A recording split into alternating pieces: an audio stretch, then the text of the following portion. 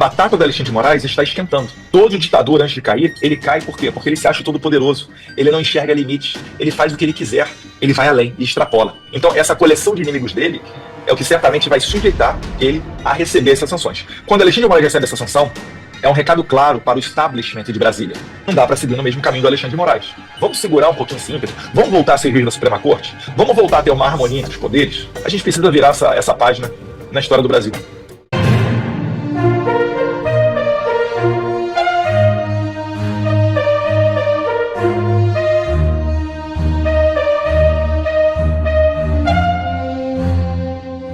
Algo inesperado surge e Bolsonaro pode ficar elegível em 2026. Isso mesmo. O Supremo Tribunal Federal ainda não tomou qualquer decisão sobre o recurso apresentado pelo ex-presidente Bolsonaro para tentar reverter sua inegibilidade até 2030. O recurso foi protocolado em dezembro do ano passado e inicialmente distribuído ao ministro Cristiano Zanin. No entanto, ele se declarou impedido por ter atuado na equipe jurídica do PT durante a eleição de 2022. Com isso, o processo foi redistribuído e caiu justamente nas mãos de Fux, onde permanece sem movimentação desde então. Com o recente levante de Fux, surgiu a expectativa entre aliados de Bolsonaro sobre uma eventual reversão da decisão antes das eleições de 2026. Vale ressaltar que o TSE será presidido por Nunes Marques e André Mendonça. STF recua e afrouxa cerco contra Bolsonaro em meio a críticas e pressão internacional. É isso mesmo. Como uma tentativa de amém, o Supremo Tribunal Federal passou a adotar nos últimos dias decisões que têm sido interpretadas como uma tentativa de amenizar o desgaste acumulado por suas atuações firmes contra Bolsonaro e seus aliados políticos. Após autorizar o prosseguimento da denúncia por tentativa de golpe, a Corte deu início a uma série de medidas vistas como sinais de retirada estratégica, em resposta à pressão interna e internacional, segundo revelou o site Gazeta do Povo. Hugo Mota, em bom português, está sendo ameaçado. Ele vai negar isso publicamente, claro, né, e deve fazê-lo se for perguntado. Mas o que a gente viu foi que, antes do jantar dele com Alexandre de Moraes, a opinião dele era bem clara a favor da anistia, né? E ele segue a linha do Arthur Lira. Que linha que é essa? É de jogar para o plenário os temas polêmicos e deixa o plenário decidir. A gente não conseguiu barrar o PL da censura 2630, ele ia colocar em plenário. A esquerda que queria aprovar, retirou, porque sabia que não tinha votos. Dentre vários outros assuntos. Então o que o Hugo Mota faria era simplesmente respeitar aquele compromisso que ele fez durante a campanha e respeitar a vontade popular através dos seus representantes eleitos. Só que depois do jantar com o Alexandre de Moraes, ele mudou drasticamente. Ele tem falado basicamente igual um esquerdista do PSOL, falando que é contra a anistia, democracia e aquelas questões todas que nós já estamos acostumados a ouvir da boca, né, de Lula e de outros puxadinhos ali do PT. Então eu acho que a pressão popular ela é um ingrediente fundamental. Sem pressão popular não existe impeachment. Sem pressão popular não existe anistia. Só que a gente quer colocar mais um conteúdo nessa história. Se a gente conseguir sancionar o Alexandre de Moraes, não será apenas o Alexandre de Moraes. Outras autoridades brasileiras vão ficar ali na antessala, à espera de uma avaliação das autoridades americanas para receberem também essas sanções. É muito comum aqui, os Estados Unidos, sancionarem não somente uma pessoa. Por exemplo, no caso do promotor do Tribunal Penal Internacional, o Karim Khan, ele foi sancionado e depois foi sancionado na sequência também todos os investigadores da equipe dele que trabalharam para pedir a prisão do primeiro-ministro de Israel, Benjamin Netanyahu. E isso daí foi feito com que argumento? Com o argumento de que o Tribunal Penal Internacional estava invadindo a jurisdição norte-americana. E nem Estados Unidos e nem Israel são signatários do acordo internacional, da Convenção Internacional, que gerou o Tribunal Penal Internacional.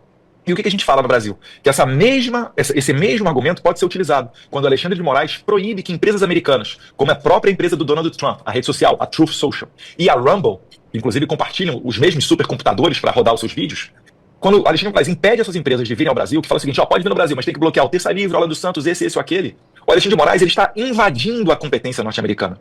E já tem ação nos Estados Unidos sobre isso também, né? Movida por advogados do Donald Trump. Olha a briga que o Alexandre de Moraes está comprando. Além do Elon Musk, né, da detenção do Jason Miller, tem essa briga aí contra o Trump. Quando o Alexandre de Moraes manda prender uma cidadã americana por conta de tweets que ela deu a partir do território norte-americano, isso também é uma invasão de competência. Então, a batata do Alexandre de Moraes está esquentando. E isso ocorre, é clássico. Todo ditador, antes de cair, ele cai por quê? Porque ele se acha todo poderoso. Ele não enxerga limites. Ele faz o que ele quiser. E o Alexandre de Moraes tem uma sede de vingança, uma sede de derrubar, né, esse movimento liderado pelo Jair Bolsonaro, que transcende a cognição dele, que vai além de um senso padrão, de um senso comum, para dizer, olha, eu sou juiz do Brasil, mas o meu poder vai até aqui. Ele não conhece isso. Ele vai além e extrapola. E graças a Deus, assim é. Então, essa coleção de inimigos dele é o que certamente vai sujeitar ele a receber essas sanções. Quando Alexandre de Moraes recebe essa sanção, é um recado claro para o establishment de Brasília. E aí você vai dar o argumento, você vai dar a pressão, né, associado às pessoas na rua, porque se ninguém for pra rua, esqueça. Isso é uma pauta que vai durar 1, 2 dias de imprensa apenas, e a gente está vendo mais de ano as pessoas reclamando da anistia, então vai seguir adiante.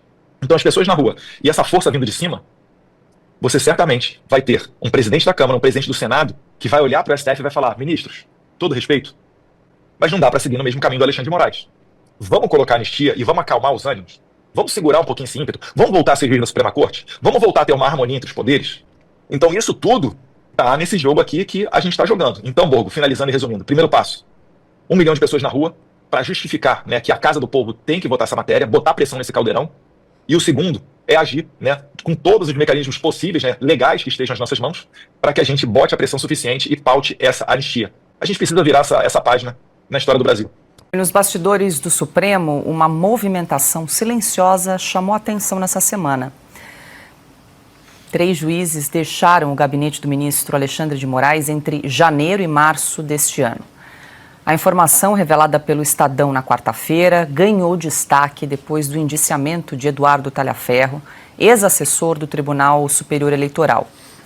Entre os que deixaram a equipe está o desembargador Ayrton Vieira, considerado o braço direito de Alexandre de Moraes nas decisões criminais. Vieira atuava como juiz instrutor desde 2018 e esteve envolvido diretamente no caso do vazamento noticiado pela Folha. Os áudios revelaram que ele e Talhaferro compartilhavam informações de forma irregular para subsidiar decisões do ministro. Além dele, também se desligaram do gabinete os juízes auxiliares Rogério Marrone de Castro Sampaio, que atuava desde fevereiro de 2018, e André Solomon Tudisco, que havia ingressado na equipe em junho do ano passado.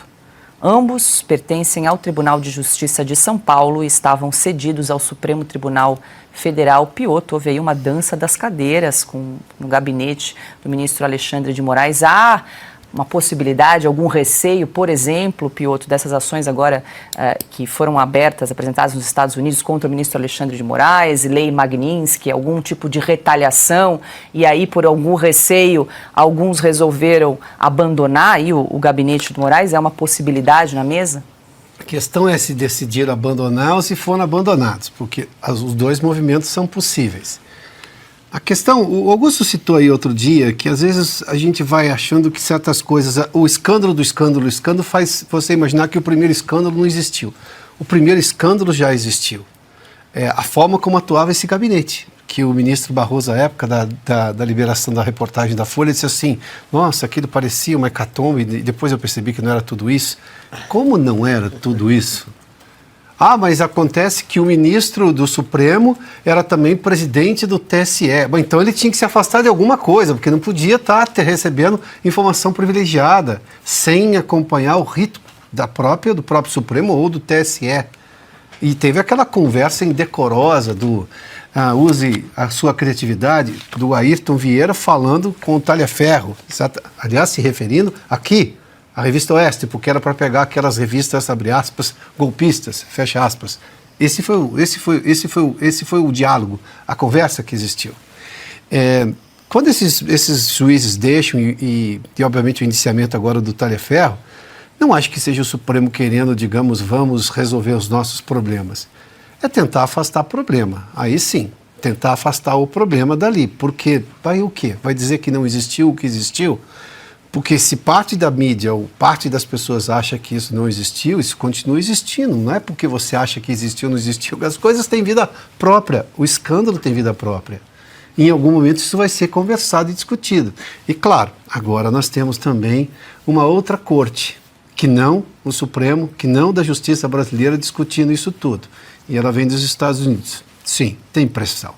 O que o Supremo está sendo e fazendo agora, e da forma como está fazendo, não faria se fosse um ano atrás. Ponto. Então, muita coisa mudou.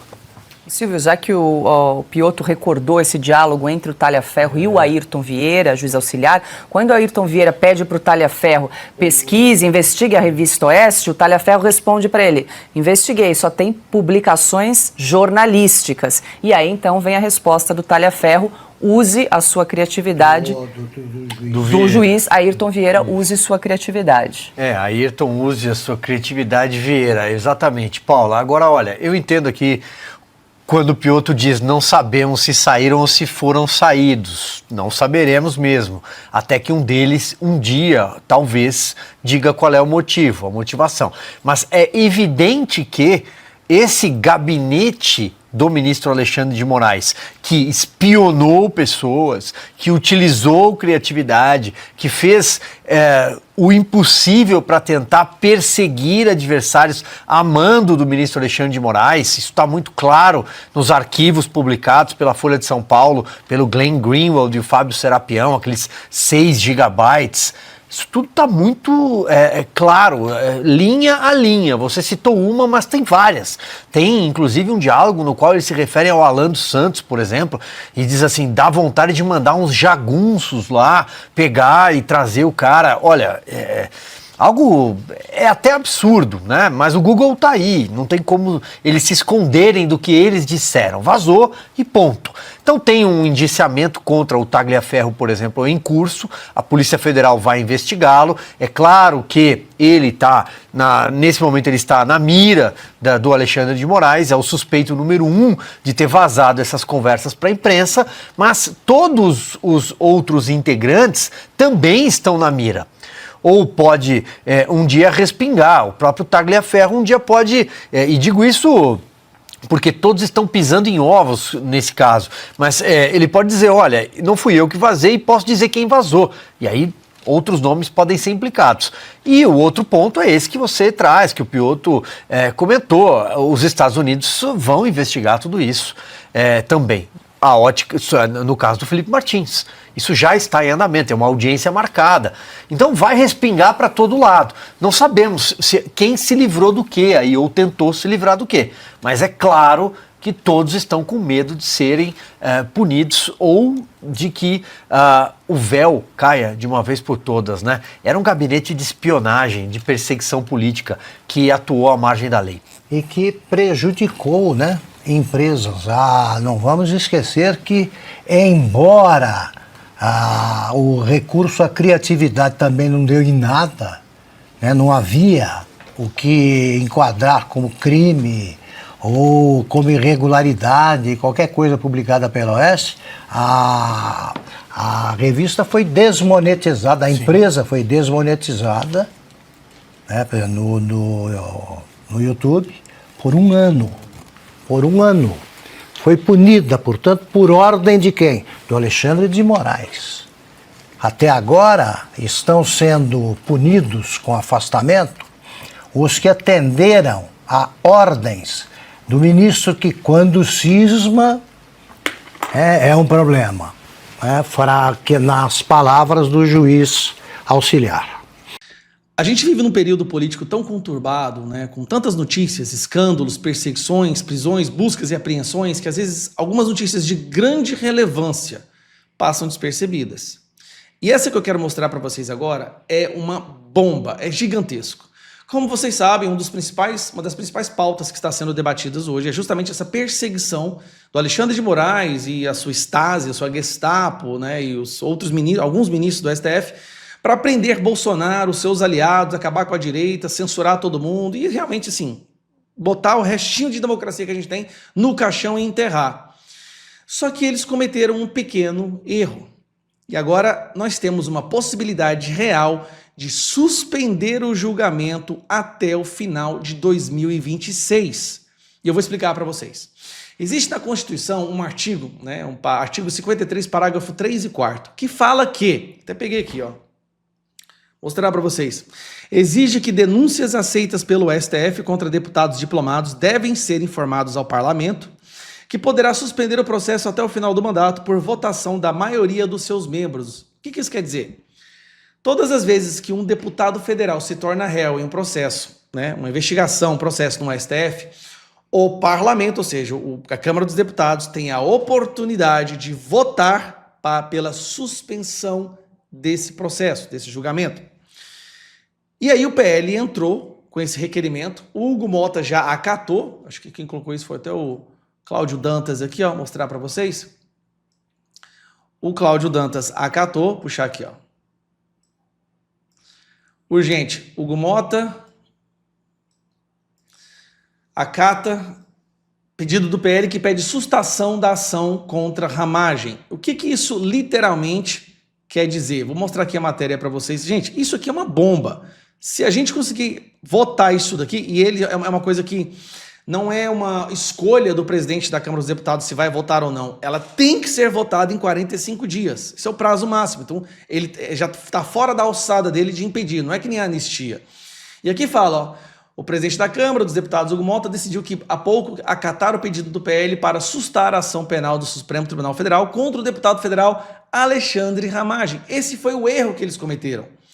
O erro que eles cometeram foi ter colocado no meio desse núcleo 1, que é o Bolsonaro, Cid, Felipe Martins, Braga Neto, um deputado federal. Quando se coloca um deputado federal nesse julgamento, nesse processo, isso dá prerrogativas para nós, deputados federais e o Congresso, votar na suspensão. E como faz tudo parte de uma única denúncia, se o processo do Ramagem for suspenso, todo o núcleo número 1 ficará suspenso também. Sabe o que isso quer dizer? Quer dizer que eles não poderão condenar ou continuar o julgamento até o final do mandato do Ramagem. Aqui, ó. Se a suspensão ocorrer, terá de ser ampliada no mínimo aos demais denunciados do núcleo 1, onde está Bolsonaro, pois as denúncias do núcleo 1 foram recebidas em bloco. Não faz sentido jurídico nenhum fatiar para julgar se não fatiou para receber a denúncia. E tem com a suspensão ou se motivado por ação própria, o STF provavelmente discutirá se a previsão da suspensão por estar pendurada no artigo 53, que trata da imunidade parlamentar para falar, opinar e votar, aplica-se ao caso do golpe. Por que acontece? Olha que curioso. Todas as denúncias e todo esse processo para prender Bolsonaro e todas essas pessoas do núcleo 1 não se envolvem em ações, não se referem a ações, porque nenhuma ação foi executada, mas a palavras, a discussões, a falas. Eles querem prender e condenar todas essas pessoas, inclusive Bolsonaro, por palavras e falas que eles dizem que foram ditas ou que realmente foram ditas. Não houve nem sequer uma ação concreta. Fala aqui, ó.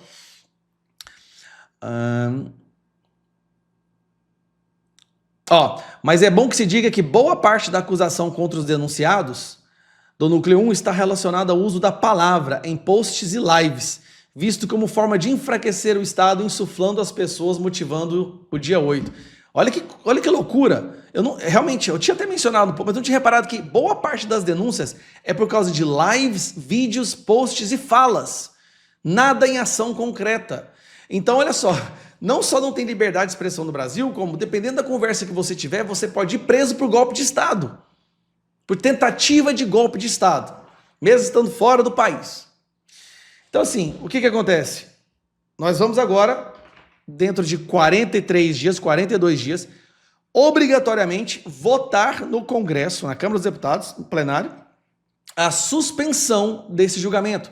Se a gente consegue isso, se nós conseguimos a maioria dos votos, gente, vocês não estão entendendo a gravidade. Isso aí é uma bomba no projeto do STF de prender a direita, de perseguir a todos. Então, peça aos seus deputados aí dos seus estados para que eles votem sim na suspensão desse julgamento ilegal, criminoso, persecutório contra o Ramagem, toda a direita e o Bolsonaro.